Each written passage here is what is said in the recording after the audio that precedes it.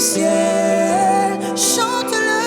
Fais tomber la pluie fais tomber la pluie du ciel. Seigneur, nous sommes prêts à te recevoir. Fais tomber la pluie fais tomber la pluie du ciel. Ouvre les écluses, Seigneur. Fais tomber la pluie du ciel. Ouvre les écluses dans ma vie. Ouvre les écluses, Seigneur. Fais tomber la pluie du ciel. Fais tomber la pluie du ciel. Fais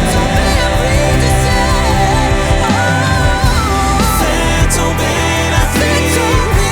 Fais tomber la pluie du ciel. Seigneur, je veux te recevoir aujourd'hui.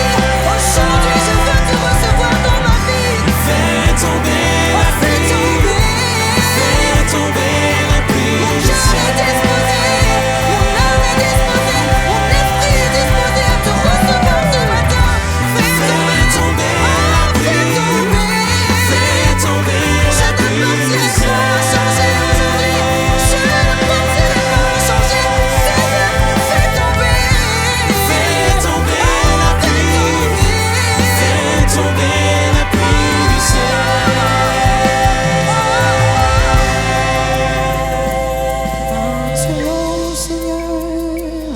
Maintenant, Seigneur, souffle sur nos pays, envahis nos villages, viens toucher nos familles. Maintenant, Seigneur, fais connaître le nom qui peut guérir les nations, au nom de Jésus-Christ. Maintenant, Seigneur, souffle sur nos pays, envahis nos villages, viens toucher nos familles. Maintenant, Seigneur, fais connaître le nom qui peut guérir les nations, nom de Jésus-Christ.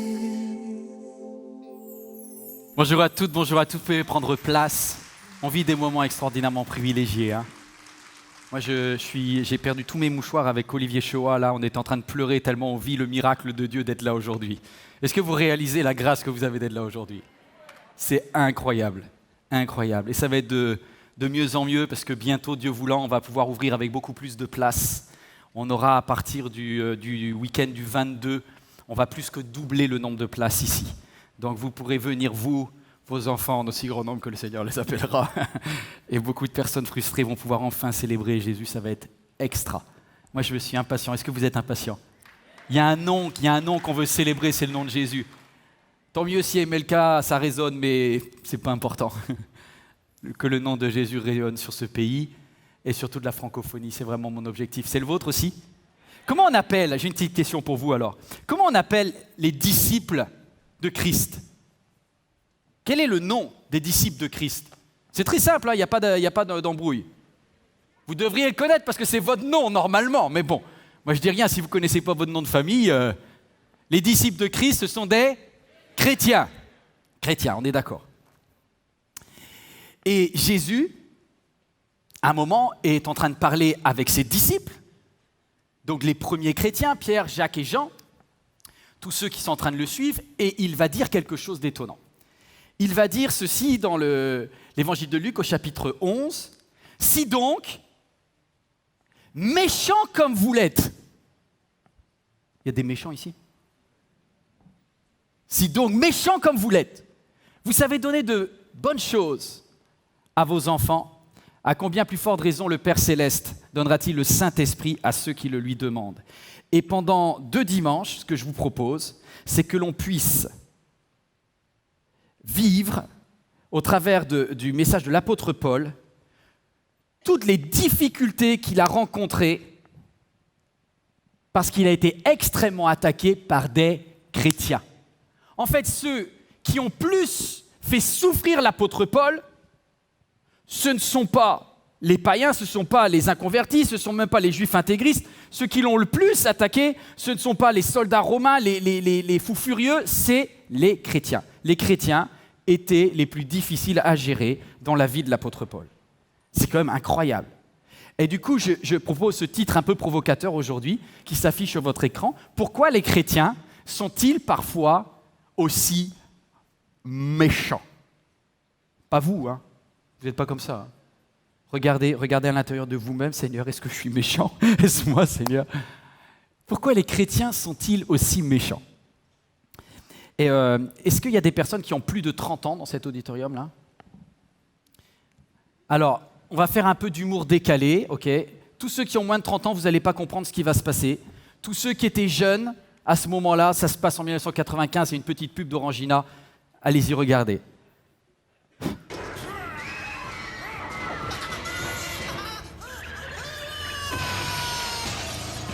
Orangina rouge, orange sanguine. Mais pourquoi est-il si méchant? Pourquoi sont-ils méchants? Parce que... moi, j'aimerais aller plus loin que le parce que, et essayer de comprendre pourquoi des chrétiens qui portent le nom de Christ et qui sont censés ressembler à Jésus peuvent être parfois, pas tout le temps, hein, parfois aussi méchants. L'apôtre Paul dit ceci: « Souvent j'ai été en voyage, j'ai été en danger au passage dans les fleuves, j'ai été en danger dans des régions infestées de brigands, en danger dans des déserts, dans des contrées désertes, en danger sur la mer, en danger à cause des faux frères. » Tu sens qu'il a souffert, Paul. En danger à cause des faux frères. Il va plus loin et dit « J'ai connu bien des travaux et bien des peines. De nombreuses nuits blanches. » Est-ce que ça vous est déjà arrivé qu'un enfant de Dieu ne vous fasse pas dormir la nuit par une méchanceté? Au téléphone, une lettre, sur YouTube, sur Facebook, sur Instagram, un commentaire affreux. Quelqu'un qui vous fait du mal alors qu'il ne vous connaît pas. Et quelqu'un qui porte le nom de Jésus. Et il dit, j'ai fait de nombreux jeûnes, le froid, le manque d'habits. Sans parler du reste, je porte le fardeau quotidien, le souci des églises. Et pour Paul, en fait, son fardeau le plus lourd, c'était gérer les chrétiens. Moi, ça m'a déprimé. Et je me suis dit, mais comment c'est possible? Alors qu'on porte le nom de Christ, que l'on puisse être... Mais je ne suis pas en train de parler de vous, je suis en train de parler de moi, je suis en train de parler de chacun d'entre nous. Comment se fait-il que, alors que l'on est chrétien, parfois on vrille, on devient méchant? Ça vous est déjà arrivé ou pas? Vous avez subi cela, mais vous le faites subir à d'autres. Je le fais subir à d'autres. En fait, ça m'a fait un bug dans ma tête. Parce que juste en réfléchissant à la croix, il s'est passé quelque chose. À la croix, ce que j'étais avant est mort. Mon sale caractère, tous mes péchés ont été effacés à la croix. Les vôtres aussi, non? Est-ce que je suis le seul aujourd'hui? Est-ce que vos péchés ont été effacés à la croix? Est-ce que votre ancienne nature est quelque chose qui est mort à la croix? Oui. Quand tu viens, tu te repens, tu donnes ton cœur à Jésus, tu es lavé de tout péché, c'est réécrit, quoi. Le disque dur est écrasé et on refait quelque chose. Comment ça se fait que, alors que on a été pardonné, purifié, nettoyé, on redevient méchant? Et là, du coup, j'ai réfléchi, j'ai dit, c'est-à-dire c'est comme s'il y a un péché qui nous infecte, on est infecté, mais les chrétiens ne s'en rendent pas compte de ce péché.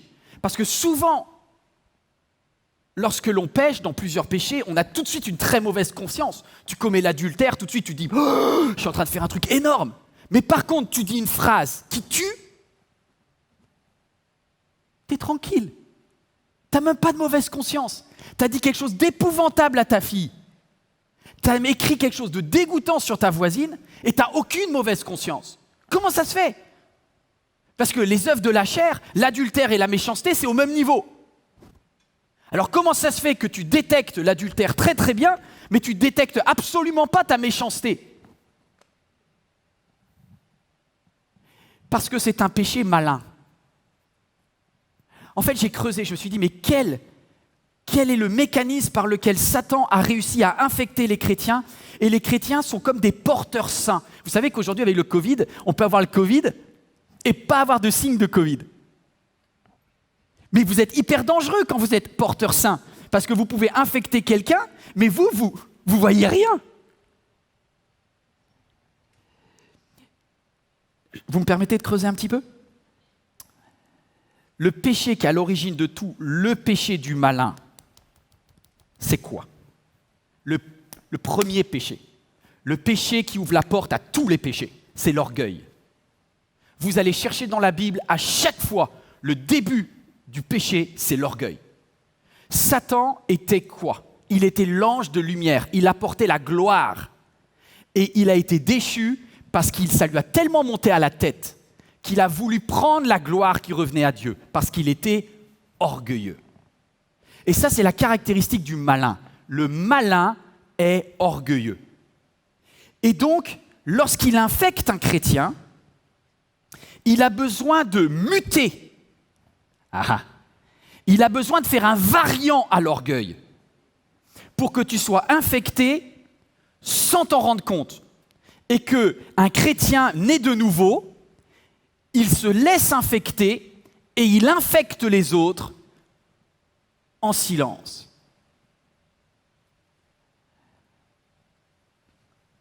Lorsque vous êtes infecté par le variant qui est l'orgueil, alors on va voir, il y a plusieurs types de variants. Ça ne s'appelle plus orgueil, ça va muter, vous allez voir. Lorsqu'un chrétien a de l'orgueil, et on en a tous ici, on a tous ce virus de l'orgueil. On va faire des phrases du genre « Franchement, Dieu, je prie, je lis ma Bible, j'essaye même de louer, je ne comprends pas pourquoi quelqu'un qui n'est pas chrétienne, quelqu'un qui ne fait pas les choses comme moi, elle a du succès et pas moi. » Ça vous est déjà arrivé de dire ça ? Est-ce que ça vous est déjà arrivé de dire « Tu n'arrives pas à te réjouir parce que l'autre a du succès en fait. Il y a en toi quelque chose qui dit « moi je mérite mieux ». Et ça vous ne le détectez pas, mais c'est de l'orgueil en fait. C'est un orgueil légèrement muté, on va voir comment.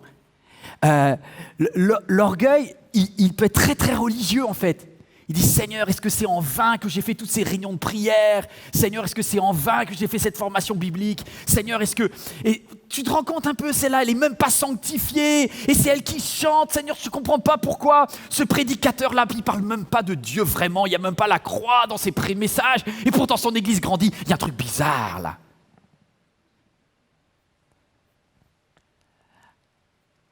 Alors, selon ton caractère et surtout selon ton histoire, il va y avoir ce qu'on appelle des prédispositions génétiques à ton infection. Et on va avoir 3 types de mutations génétiques de l'orgueil qui infectent les chrétiens et qui ont pourri la vie de Paul. Le premier variant de l'orgueil, version chrétien, version spirituelle, tu vois, c'est le sectarisme. Le sectarisme. Regardez cette petite vidéo.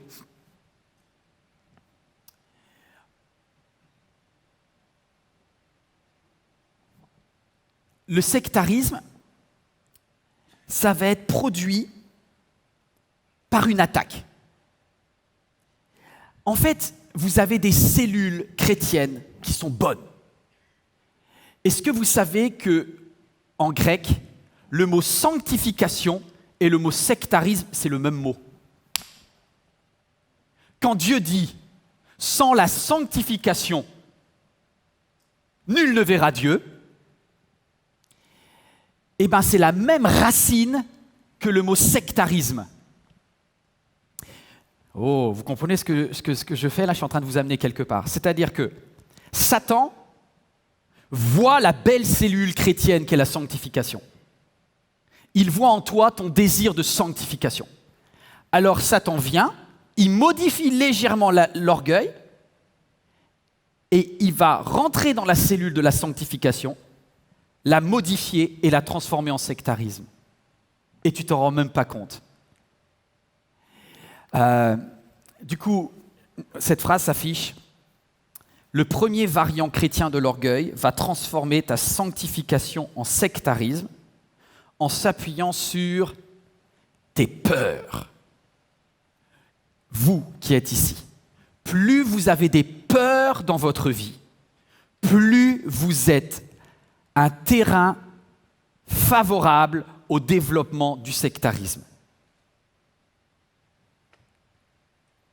Plus les chrétiens ont peur de vriller, de tomber dans le monde, plus vous avez peur d'abandonner Dieu, plus vous avez peur, plus vous allez être du coup en opposition, sensible au virus de l'orgueil qui modifie votre sanctification en sectarisme. Je vais vous donner l'exemple parce que l'apôtre Pierre, qui pour moi est un homme extrêmement ouvert, c'est lui qui, je rappelle, l'apôtre Pierre, c'est lui qui a ouvert l'évangile aux non-juifs. Donc s'il y a quelqu'un qui n'était pas sectaire à la base, c'est bien Pierre. C'est lui, vous vous rappelez, quand il y a eu la nappe qui est descendue, vous vous rappelez de ce texte?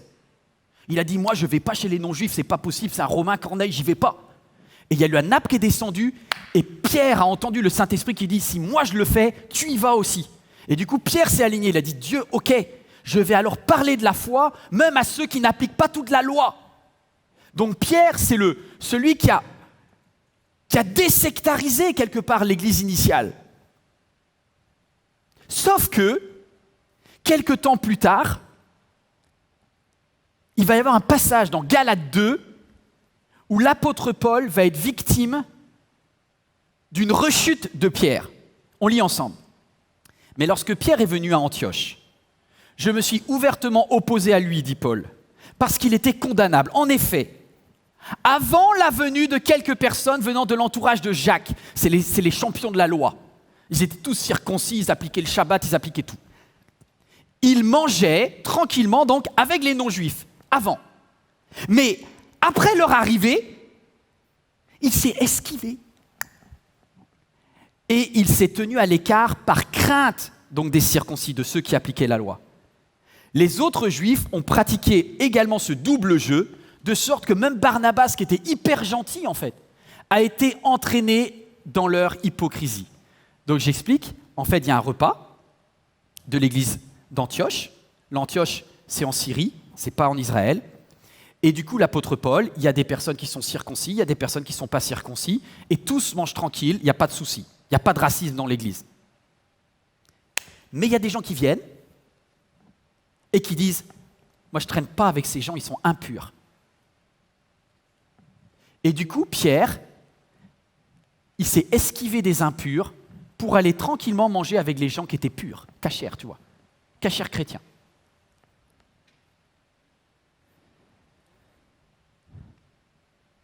Est-ce que vous acceptez que je vous dise vraiment ce que je pense? Je pense que les chrétiens sont racistes. Non, je ne parle pas de la couleur. Ici, à Martin Luther King, je pense qu'on a réglé notre racisme de couleur depuis longtemps. Dieu merci. Je suis fier d'avoir le nom d'un pasteur noir. J'ai pas de problème. Mais je pense qu'on est profondément raciste, mais on n'est pas raciste de couleur. On est raciste spirituel. Parce que vous voyez, le racisme spirituel, vous ne le détectez pas, alors que le racisme de couleur, il vous choque. Mais vous êtes exactement aussi raciste. Et l'apôtre Pierre, alors que c'était un gars génial, à ce moment-là, il a été raciste. Spirituellement raciste. Je fais ce message aujourd'hui parce que pour l'instant, par la grâce de Dieu, j'ai vraiment pas été attaqué. Donc avant de faire un message difficile, je fais une petite parenthèse. Je suis plus libre aujourd'hui parce que j'ai pas été attaqué. J'ai aucun compte à régler en fait. C'est pour ça que je peux vous dire des choses qui vont vous chercher un petit peu et qui vont me chercher un peu. Je ferme la parenthèse. Est-ce que vous avez apprécié Natacha Saint-Pierre il y a quelques semaines? Mes amis, j'ai assisté au racisme évangélique. Non, c'est vrai. Et je l'ai assisté avec des gens. Alors, je ne parle pas des gens affreusement méchants qui disent « Ouais, qu'est-ce que fait que cette femme qui est catholique et qui fait du yoga? Elle est en train de prêcher sur un estrade sanctifié. Qu'est-ce qui fait le... Oh, c'est le monde qui vient. Le show. Maintenant, à MLK, c'est fini la sanctification. Ils amènent des catholiques qui font du yoga. Waouh! Si vous avez pensé ça, je vous bénis quand même. J'ai quelqu'un qui a eu du courage. C'est un ami pasteur que je considère aussi bien que Pierre. C'est-à-dire que c'est quelqu'un qui, pour moi, n'est vraiment pas raciste spirituellement. D'accord ? Et il a eu au moins le courage de m'appeler. Et il m'envoie un petit texto. Yvan, avec mon épouse, on a écouté le culte de MLK, c'était très très joli. Toutefois, on a été un petit peu surpris de la présence de Natacha Saint-Pierre sur l'estrade du Seigneur. Est-ce que je pourrais en parler avec toi, s'il te plaît ? C'était très gentil. Je l'ai rappelé. Et en fait, j'ai compris. Ce pasteur, c'est quelqu'un qui est bon, quelqu'un qui est généreux, quelqu'un qui m'aime bien en plus. Donc il n'a pas fait pour me taper en fait. Il avait vraiment peur pour moi. Et quand je l'ai entendu, il dit « Yvan, vous avez tellement de succès à MLK par rapport à d'autres églises que j'ai peur que du coup, le monde vienne. »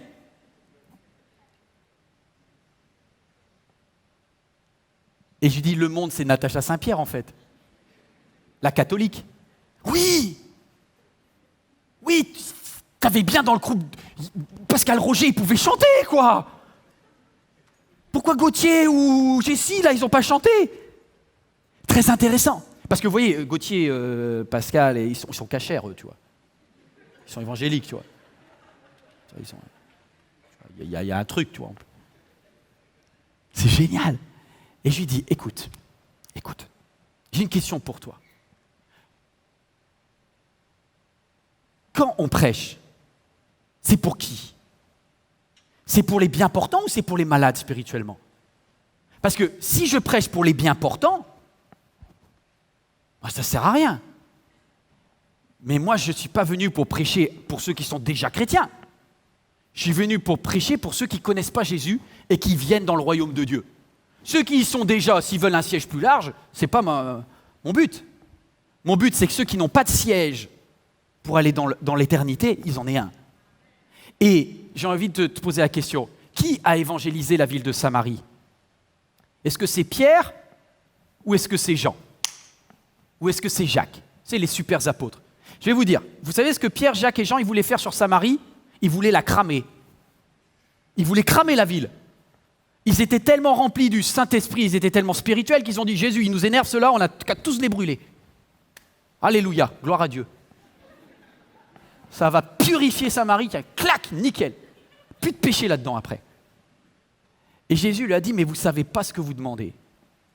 Et vous savez qui Jésus a dû envoyer pour évangéliser Samarie ?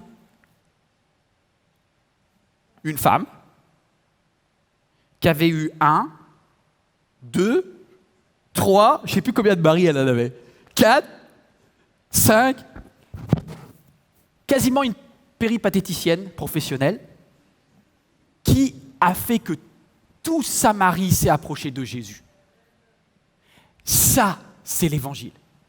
L'évangile, c'est des personnes. C'est pas ton degré de sanctification qui te permet ou pas de parler de Jésus. Parce que j'ai envie de te dire, à l'époque où tu connaissais rien de Dieu, où tu étais encore super humble, où tu te sentais nul spirituellement, c'est là où tu parlais le mieux de Jésus à tes collègues. Et maintenant que tu sais tout, que tu es riche spirituellement et bien portant, tu parles à plus personne. Parce que tu n'es plus audible. Parce que tu ne les aimes plus. Parce qu'ils ne sont pas de la race élue. La race des chrétiens évangéliques. C'est ça. On est des racistes. Moi, j'en étais un. J'étais le pire d'entre eux. C'est pour ça que je suis libre de le dire, parce que là, aujourd'hui,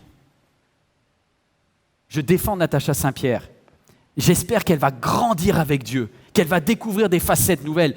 Et vous savez pas quoi ? C'est pas mon boulot de la sanctifier, c'est le boulot du Saint-Esprit. Parce que c'est le Saint-Esprit qui convainc de péché, de justice et de jugement. Et Dieu va le faire parce que Dieu l'aime. Dieu l'aime. Mais vous savez, il y a quelqu'un qui a besoin d'être sanctifié. C'est toi.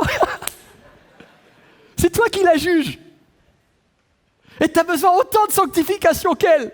Parce que tu as un variant. Tu as un variant d'orgueil qui s'appelle le sectarisme. Et Satan est un malin. C'est le malin. Il est arrivé vers toi discrètement et il a dit, je vais l'affecter. Comme elle aime la sanctification, je vais prendre le mot sanctifier, qui veut dire couper, Et je vais la rendre sectaire, ce qui veut dire couper aussi. C'est toujours là. Est-ce que vous vous rappelez, il y a quelques années, il y avait cette photo. Moi, j'ai trouvé que c'était vraiment le monde qui rentrait dans les églises, notamment au travers de la jeunesse. C'était le début du DNJ, et il y a une photo qui va s'afficher, c'est celle des premiers chanteurs. Et à l'époque, les Restos du Cœur avaient lancé le concert des Enfoirés. Mais comme on est chrétien, on avait spiritualisé un peu le nom, et on avait appelé ça les Enflammés. C'est mieux quand même. Ils étaient jeunes, hein. Et dedans, vous voyez la brochette des artistes chrétiens. C'était une des premières fois que j'ai vu ça en France. On est en 2006. Et ils chantent pour Jésus à fond. Mais il y en a un là-dedans, franchement, pour moi. Je ne veux pas juger, hein, mais un peu quand même. Je le trouvais moins sanctifié que les autres parce que je me suis dit, mais je n'ai jamais vu dans ces chants qui parlent de la croix, qui parlent de la repentance. Je ne vois pas l'agneau immolé. Il n'y a pas la preuve que ces chants sont vraiment sanctifiés. Et il s'avère qu'il s'appelait Olivier Chewa. Et donc, moi, le raciste spirituel, hein, je me suis dit, Père, je te loue de ce que je ne suis pas comme Olivier Chewa. Et que moi, au lieu de faire du bruit et du show, moi, je suis un homme de foi, de prière et de sanctification. Aujourd'hui, laissez-moi en public demander pardon à Olivier Chewa. Olivier, est-ce que tu peux venir? Waouh! Installe-toi, mon ami. J'ai une question pour toi, Olivier. Des gars comme moi, t'en as vu quelques-uns dans ta vie. Oh là là. Pendant que tu t'installes, je voudrais te poser une question. Est-ce qu'il y a des moments où la gentillesse des chrétiens, en fait je parle de leur méchanceté, déguisée derrière des sentiments soi-disant de sanctification, est-ce que ça t'a blessé? Est-ce qu'il y a un chant que tu as composé suite à ça? Alors c'est sûr que quand j'avais commencé de vouloir chanter, au fait, si tu veux, dans ma tête, c'était un peu clair ce que je voulais faire. Je voulais faire la musique qui va faire plaisir à mes amis qui étaient non-croyants. Amen. Et je voulais trouver un moyen de leur parler. Et dans cette démarche, c'était tellement clair pour moi. Dans ma tête, tout était clair. Et quand j'ai commencé à travailler, en étant dans le processus de création, donc quand la création elle est sortie et qu'elle a été connue des autres, alors là, j'ai eu des gens, des pasteurs qui m'ont écrit. Ils m'ont dit, t'es un loup dans la bergerie. Mais j'ai reçu des trucs. T'es sûr que c'est l'appel de Dieu, ça? Tu es en train de corrompre nos jeunes. Tu les amènes où? Je te jure, j'ai reçu tellement des messages. J'étais dépassé, quoi. Je t'ai demandé, est-ce qu'il y a un chant que tu as composé suite à ça? Alors, comme tout être humain, on est sensible, on est touché par ça. Et j'ai écrit une chanson. Et quand je l'ai écrit, je me suis dit, mais Olivier, là encore, tu vas t'en prendre. Ben voilà. Est-ce que tu peux nous dire les paroles? Alors, les paroles, c'est « Enlève la paille dans tes yeux avant de voir celle des autres. Cette attitude me gêne un peu quand certains se prennent pour Dieu. Cette hypocrisie, j'en ai assez. Se vouloir paraître ne peut plus passer. » Vas-y, Olivier.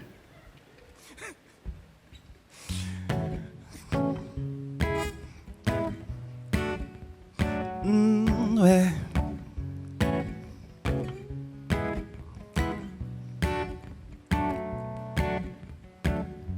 Enlève la paille dans tes yeux avant de voir celle des autres. Cette attitude me gêne un peu quand certains se prennent pour Dieu. Cette hypocrisie, j'en ai assez.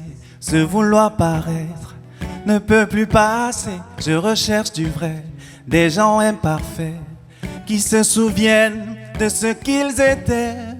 Laissez-nous vivre un peu. et prendre de l'air. Laissez-nous grandir un peu de nos erreurs. Où que j'aille, que je fasse, c'est entre Dieu et moi.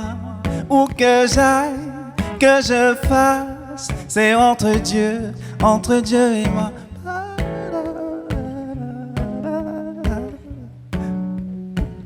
Entre Dieu et moi.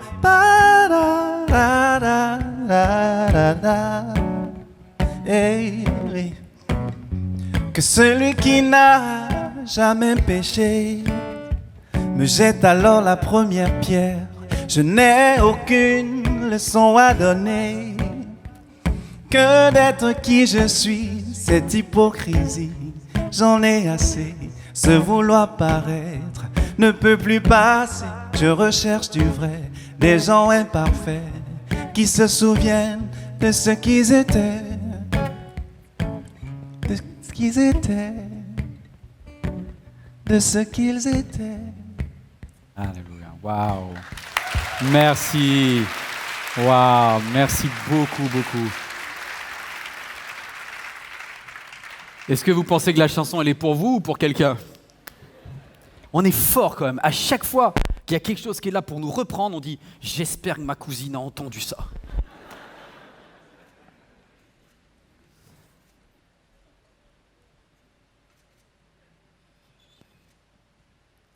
À ceux-ci, tous connaîtront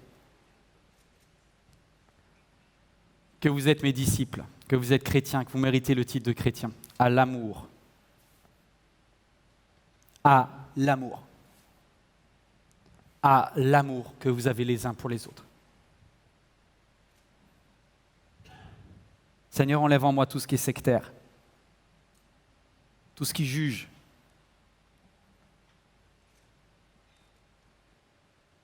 Vous avez le droit d'analyser.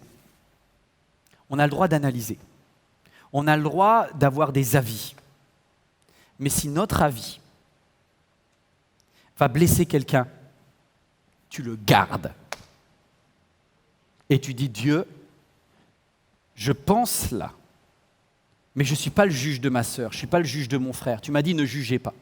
Par contre, je peux prier pour elle, je peux prier pour lui, et je peux prier pour moi. Soit tu me fais changer d'avis, soit tu l'aides à changer. Amen. Il y a un deuxième variant. Le deuxième variant, il est filou aussi. À chaque fois, c'est une qualité qui est infectée. La deuxième qualité qu'un chrétien développe après la sanctification qui est vrillée en sectarisme, c'est le même mot. En grec, il y a le même mot, c'est le mot zèle. Le zèle, vous savez, le zèle de ta maison me dévore. Le zèle, c'est la motivation, l'envie de bien faire, l'envie d'excellence, l'envie de travailler pour Dieu, l'envie de faire un max. Le zèle. Et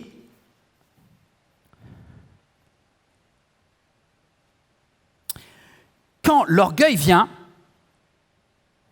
il va rentrer, il va muter le zèle et il va le transformer en jalousie. Est-ce que vous savez comment se dit jalousie dans la Bible? Le mot grec pour jalousie, c'est zélos. C'est le mot zèle, c'est pareil. Vous savez, des fois on dit, pour ceux qui connaissent un peu leur Bible, des fois on dit Dieu est un Dieu jaloux. Vous pouvez traduire par Dieu est un Dieu zélé. En fait, le zèle et la jalousie, c'est deux aspects du même mot. Donc, quand vous dites « Oui, je suis zélé », vous êtes jaloux. Si vous laissez l'orgueil vriller votre zèle. En gros, le zèle peut vriller en jalousie s'il est infecté par l'orgueil, parce que le malin va muter le zèle en jalousie. Et pour ça, regardez une deuxième petite vidéo, comme ça va marquer dans votre tête. Voici une attaque. Donc la jalousie spirituelle, c'est le deuxième variant. Hop, la jalousie, clac, elle vient. Elle attaque à l'intérieur de ta cellule qui est le zèle. Boum, boum, boum. Elle pulvérise, elle le tue, d'où les petites bulles d'air. Et elle transforme, elle va se multiplier, elle va développer en vous de la jalousie. C'est chaud. On va faire un test antigénique, d'accord? À la jalousie chrétienne. Je ne vous fais pas un PCR parce que ça fait très mal au nez.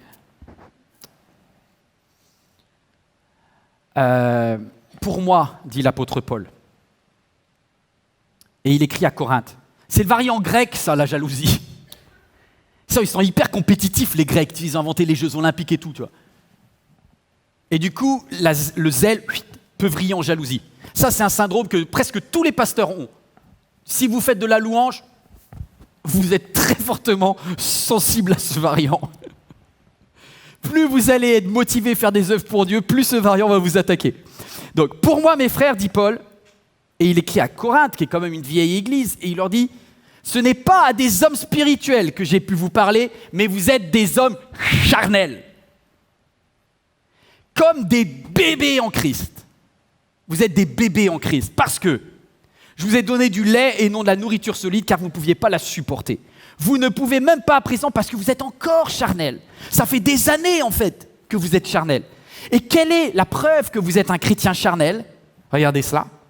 En effet, la preuve, puisqu'il y a parmi vous de la jalousie et des disputes. Boum! Voilà le test antigénique qui prouve que vous êtes quelqu'un de charnel, que vous avez un problème là, c'est le nombre de jalousies, de disputes parmi vous. Alors le mot dispute, on le voit tout le temps aux Corinthiens, ils n'arrêtent pas de se prendre la tête. Vous avez ça dans 1 Corinthiens, il dit « Car mes frères, j'ai encore appris à votre sujet par les gens de la maison de Chloé qu'il y a des disputes au milieu de vous. » Bref, ils se prennent la tête tout le temps, il y a des embrouilles dans cette église, il y a des embrouilles, il y a des embrouilles, il y a des embrouilles, il y a des embrouilles. Vous savez le problème? C'est qu'ils sont jaloux les uns des autres. D'ailleurs, il y a un moment où, vous savez, ils vont dire « Moi, je suis d'Apollos. Ah non, moi, je suis plutôt de Paul. Non, moi, je suis plutôt de Pierre, moi. » Et ça fait des gangs dans l'église. Non, moi, j'aime bien la louange, mais j'aimais mieux avant. Dans les ailes de la foi, c'est mieux. Plus spirituel. Ah non, moi, je suis Hillsong parce que moi, les trucs qui dorment, moi, ça me tue. Hein. Puis t'as l'autre. Non, moi, je trouve qu'il n'y a pas assez de rythme, tu vois. C'est vraiment des églises de blanc chez vous, tu vois. Il n'y a pas le... Tu vois, il n'y a pas vraiment de la vraie louange, tu vois. Que vous soyez de Paul, d'Apollos, de Pierre, le problème, c'est que l'on juge les autres et on est jaloux. Et si je dois synthétiser par une phrase, comment ça se passe? L'orgueil arrive, le malin, il va muter ton zèle en jalousie, et pour cela, il a besoin qu'il y ait un terreau favorable, c'est les frustrations. Plus tu as des frustrations, plus tu as l'impression que dans ta vie, en fait, tu mériterais mieux, plus tu vas être jaloux.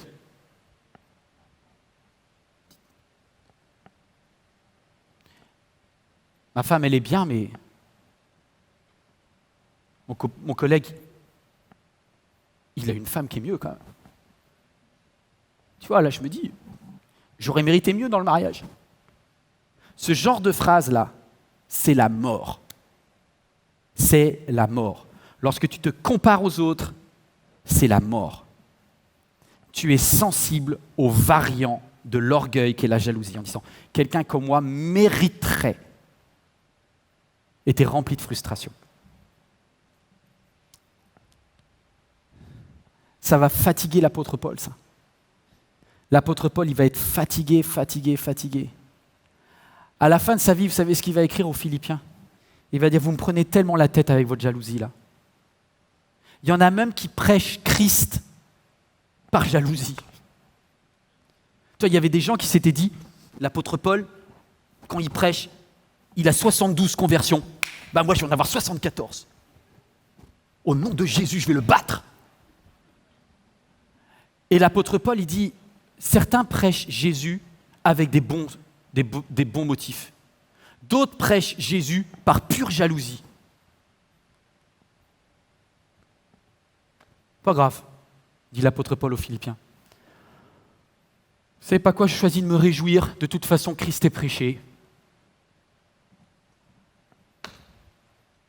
C'est fatigant quand même, hein? Allez, je vous quitte avec un dernier variant. Alors si vous avez celui-là, il est dosé. Hein. C'est que vous êtes sérieusement infecté. Le troisième et dernier variant, c'est le variant de la violence. Oh non, nous chrétiens violents, non. Si, nous violents. Nous chrétiens évangéliques très violents. Vous savez, tu n'es pas obligé d'assassiner quelqu'un pour être violent. Hein. Jacques, il dit, avec ta langue, tu peux te tuer. Hein. Troisième variant. C'est le variant de la violence. Et ce variant, il va attaquer quoi? Il va attaquer, c'est un variant de type Alexandre. C'est quelqu'un qui va provoquer la mort de Paul. Mais la mort physique, en fait. Vous connaissez Alexandre dans la Bible? Alexandre l'Orfèvre, des fois vous voyez Alexandre le Forgeron. Donc on sait une chose, c'est que ce monsieur avait un bon statut social, c'est les artisans les mieux payés. Donc c'est quelqu'un qui avait une reconnaissance sociale, c'est quelqu'un qui était plutôt un chef. Certains pensent que d'ailleurs c'est le même Alexandre qui, à Éphèse, était un des responsables juifs, qui avait essayé de calmer la foule quand l'apôtre Paul était venu parler de l'évangile. Vous savez, Éphèse, c'était une des plus grandes capitales mondiales à l'époque. Hein. Éphèse, c'est Londres, c'est New York, c'est Paris, quoi. À l'époque, Éphèse, c'est une des plus grandes villes de l'Antiquité. C'est un port florissant.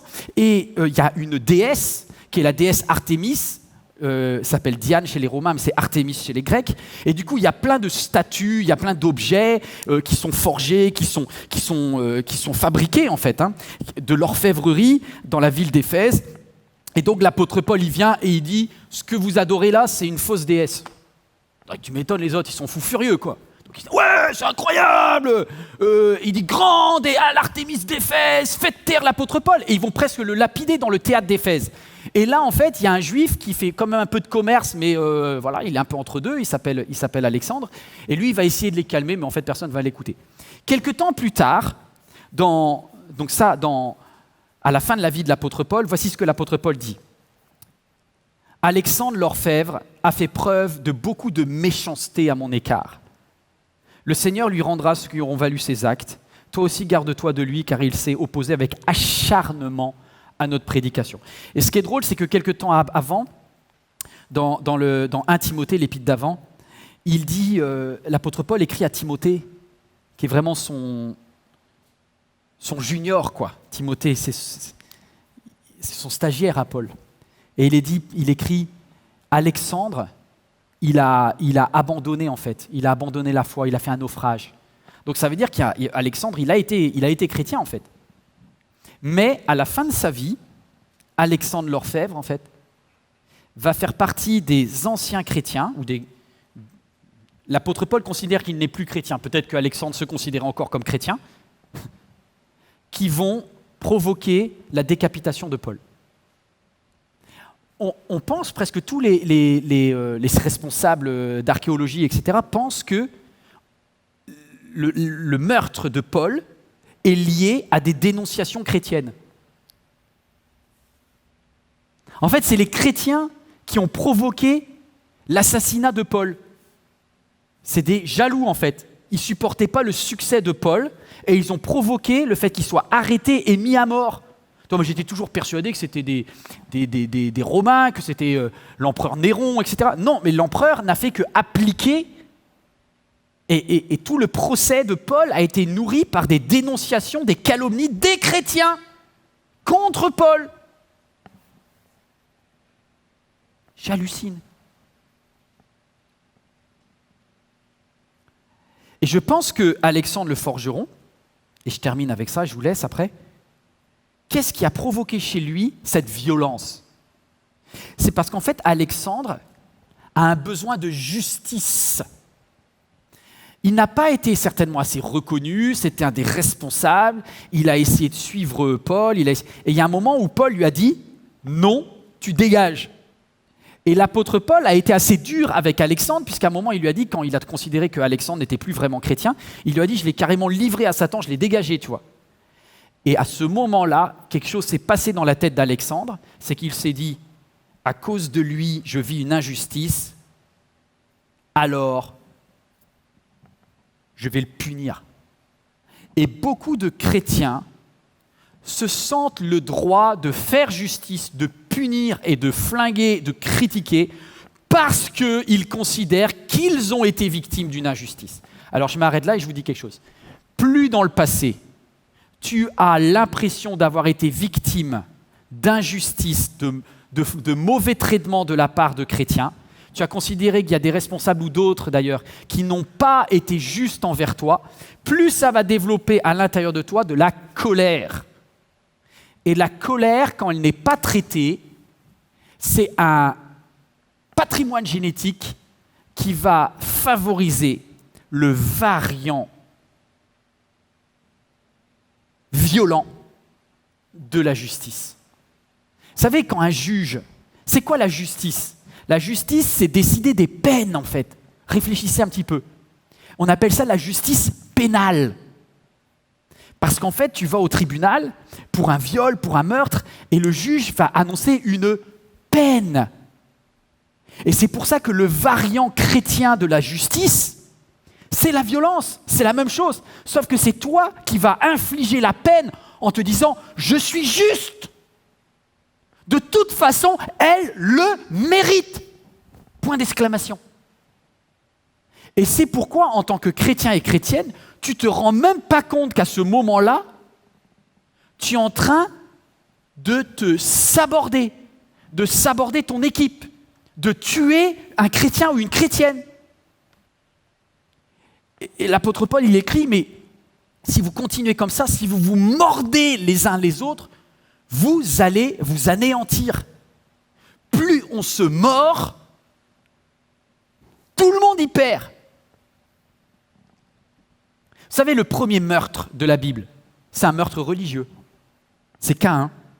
Mais Caïn, il n'a pas tué un voisin, tu vois. Caïn, il a tué son frère. C'est dans les familles qu'on est le plus horrible. Et dans la famille chrétienne, on est particulièrement horrible. Et du coup, il faut faire très attention. Si tu as un frère ou une sœur avec qui tu développes envers qui tu développes des sentiments de colère et que tu laisses ça se développer, ça finira très mal, très mal. Jésus dit même, et c'est vraiment le dernier texte que je vous lis, Jésus l'avait dit, il avait dit à ses disciples, aux premiers chrétiens, il leur a dit « Je vous ai dit cela afin que vous soyez préservés de toute chute. Car on vous exclura des synagogues. » Et à l'époque, les synagogues, il n'y avait pas d'église, les bâtiments des églises, ça n'existait pas. Les chrétiens se réunissaient dans des synagogues. Il disait au début, donc, on vous exclura des synagogues, et c'est vrai, les premiers chrétiens ont été exclus des synagogues, et même l'heure vient où tous ceux qui vous mettront à mort s'imagineront rendre un culte à Dieu. Et je pense qu'Alexandre, quand il a provoqué l'assassinat de Paul, il a dit « Alléluia, gloire à Dieu ». Ce pourri de Paul a été puni. Yes! C'est juste. Il le mérite.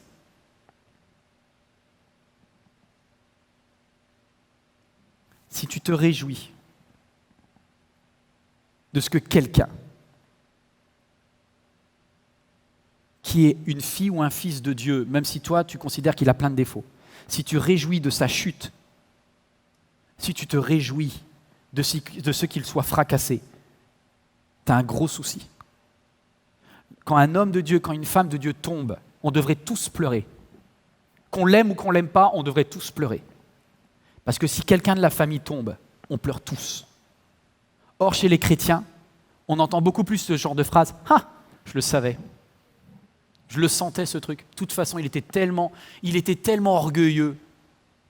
De toute façon, elle était tellement... Non, c'était sûr, elle allait tomber. » Mais tu te rends compte de ce que tu dis ?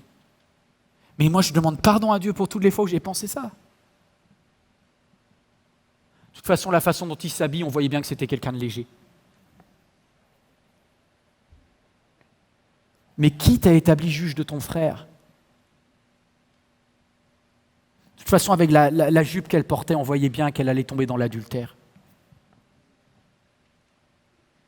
Mais tu sais, ça, c'est pas des prophéties ce que tu fais là. C'est des paroles de malédiction en fait. Le seul qui est d'accord avec toi, c'est Satan. Le seul qui est complètement d'accord, Satan, il dit « Yes, vas-y, vas-y ». C'est terrible. Alors oui, je parle de repentance ce matin. Mais je ne parle pas de la repentance de ceux qui sont païens, tu vois. Je parle de la repentance de ceux qui sont chrétiens. Est-ce que vous êtes prêts à demander pardon à Dieu ? Est-ce que je suis prêt à demander pardon à Dieu ? Ça, c'est la vraie repentance.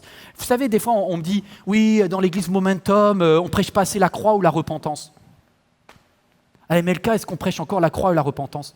Mais tellement que oui, sauf que tu ne leur rends même pas compte parce que je prêche la repentance des chrétiens. Or toi, tu veux la repentance de ceux que tu juges mauvais chrétiens. Mais c'est toi qui dois te repentir en fait.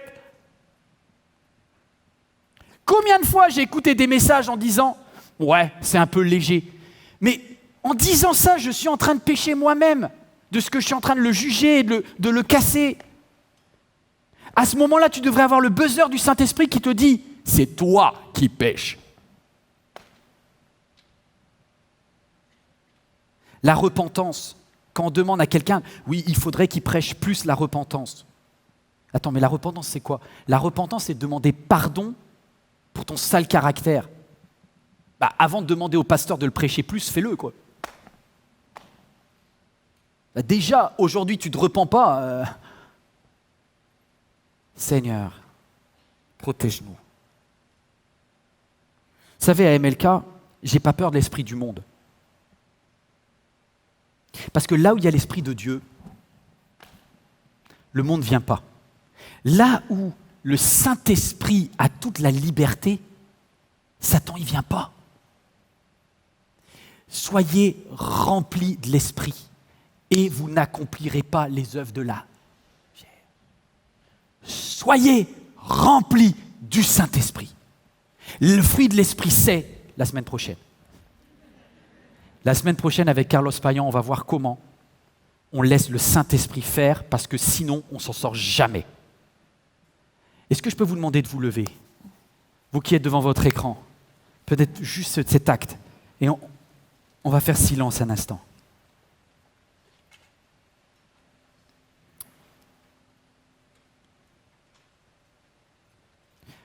Le seul antidote, j'ai peur d'employer le mot vaccin parce que je sais que les chrétiens ils vont se prendre la tête après. Ça montre quand même comment on est conflictuel. Hein. Je peux vous dire sincèrement, la critique spirituelle chez nous, c'est le sport national. Hein. Garde tes opinions pour toi et bénis celles des autres. Notre seule véritable façon de ne pas développer ou d'attaquer les variants, c'est de les présenter à Jésus. Lorsque tu ressembles à Jésus, c'est lui qui te sanctifie. Tu sais, le virus, il ne supporte pas les ultraviolets. Il passe à la croix, elle te crame le virus. Mais il faut y revenir vraiment.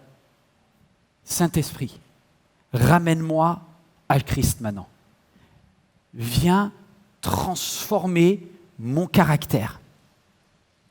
Si tu le vois en moi, c'est ma prière en cet instant. Seigneur, si tu vois en moi ou en quelqu'un dans cette salle, quelqu'un qui regarde ce message, des peurs, c'est que le variant du sectarisme nous guette, viens nous protéger, viens me donner la vraie sanctification qui passe par l'amour et qui vient de Christ. S'il y a quelqu'un dans cette salle ou quelqu'un qui regarde ce message et qui est attaqué par le variant de la jalousie, rempli de frustration, Seigneur, viens maintenant et casse, détruis ce virus de l'orgueil jaloux en nous. Si quelqu'un a de la colère et qui est en train de développer sans le savoir un variant de violence, viens détruire maintenant, Seigneur, par ton œuvre, par ce que tu es, par le Saint-Esprit, par la présence de Christ. Viens former, façonner ton image en moi maintenant.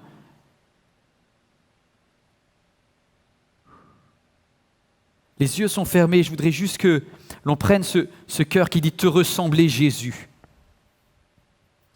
C'est mon espoir suprême. Penser, agir, aimer, toujours plus comme toi. Ce chant, vous l'avez entendu peut-être au tout début de votre conversion, il y a peut-être des années et des années. Mais aujourd'hui, c'est vraiment ma prière, te ressembler, Jésus.